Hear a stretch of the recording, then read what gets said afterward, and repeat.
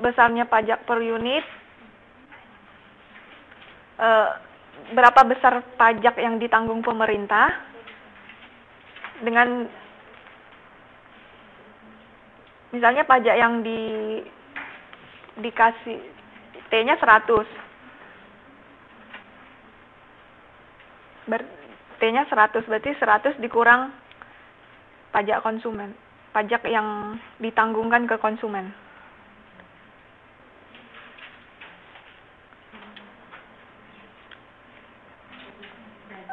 Paling banyak nanggung pajak berarti konsumen kan. Selalu pajak konsumen itu lebih besar dari pajak produsen. Kalau yang pemerintah berarti yang diterima ya. Berarti berapa kuantiti yang dijual, misalnya berapa 100 dus rokok dikali 100. Berarti itu duit yang diterima oleh pemerintah, yang nanti akan dilaporkan oleh perusahaan biasanya. Artinya.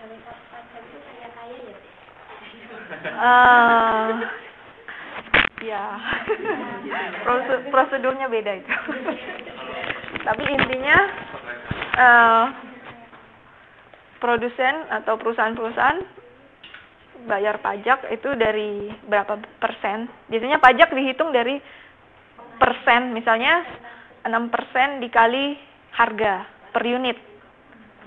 Nanti oleh perusahaan akan lapor ya untuk pajak pendapatan. Nanti dilapor dan dibayar dengan pakai nah.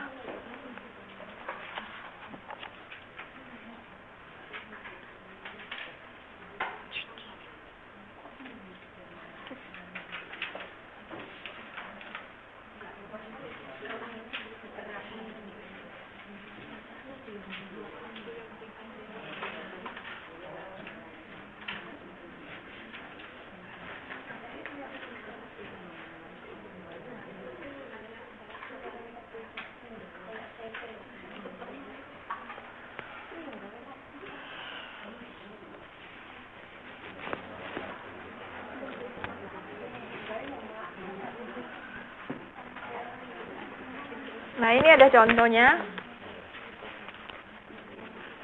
Quantity demand. Kalau untuk pajak, permintaan tetap ya, permintaan rokok tetap ya. Sedangkan penawarannya berubah. Penawarannya yang sebelumnya dengan dikurang pajak. Quantity maksudnya. Nah, kayaknya contoh modul.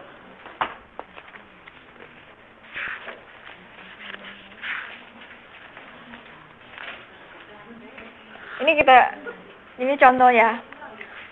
Fungsi permintaannya 15 kurang P. Kemudian fungsi penawaran 2P dikurang 6. Terus pajak yang dikenakan oleh pemerintah itu Rp3 per unit. Murah ya. Nah, berapa harga dan jumlah keseimbangan sebelum dan sesudah pajak? Untuk sebelum pajak berarti yang equilibrium kita bisa cari ya Q permintaan sama dengan penawaran, QD sama dengan QS. Kita tinggal masukin fungsi penawaran ini dengan permintaan dengan penawaran ya, kita masukinnya.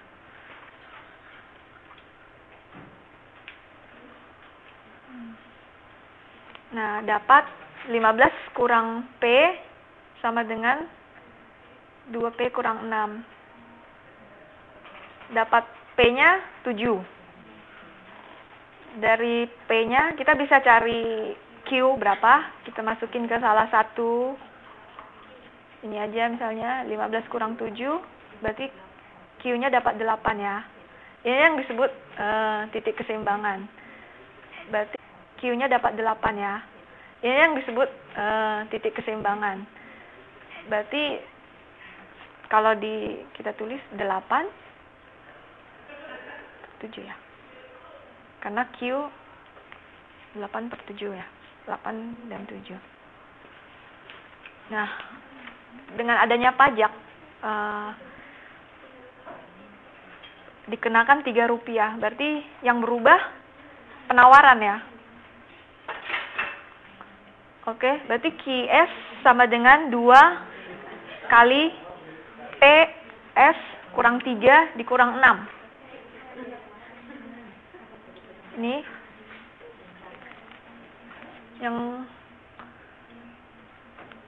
yang lain bisa ngikutin. Ah. Iya Bu, tahu-tahu sudah dicoba. Iya. Dari sini Bu, udah nyampe ke sini Bu.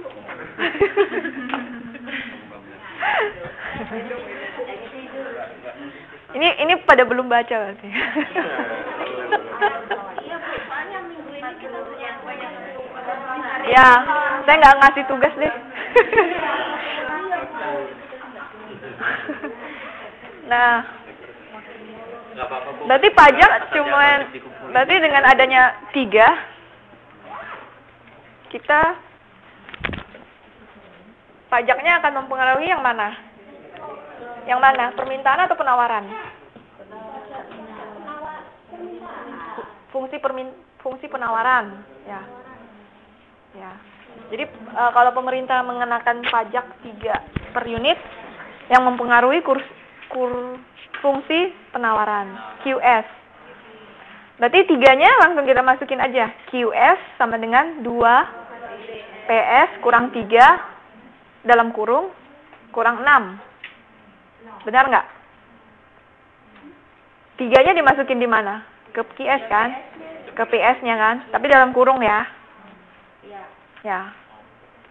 Benar nggak? Enggak. Kalau ini nggak ada.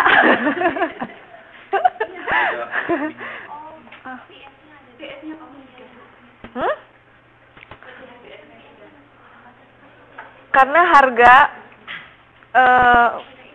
mengurangi,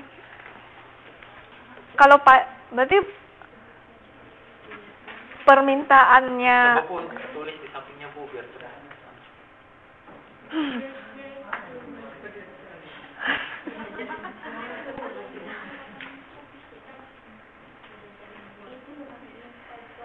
Tunggu. Iya pakai whiteboard lebih ini. Kalau pakai ini susah. Paham nggak?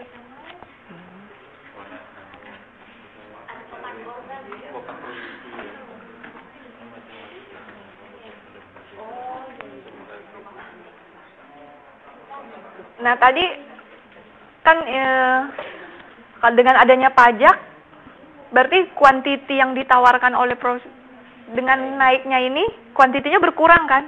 Iya, harganya naik. Nah, Kuantiti berkurang. iya. Iya, harganya naik.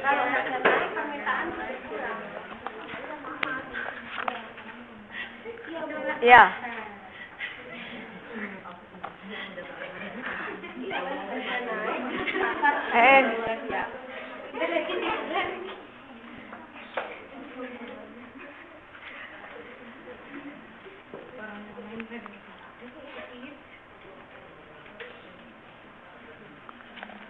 Kuantitinya yang ditawarkan oleh produsen otomatis berkurang.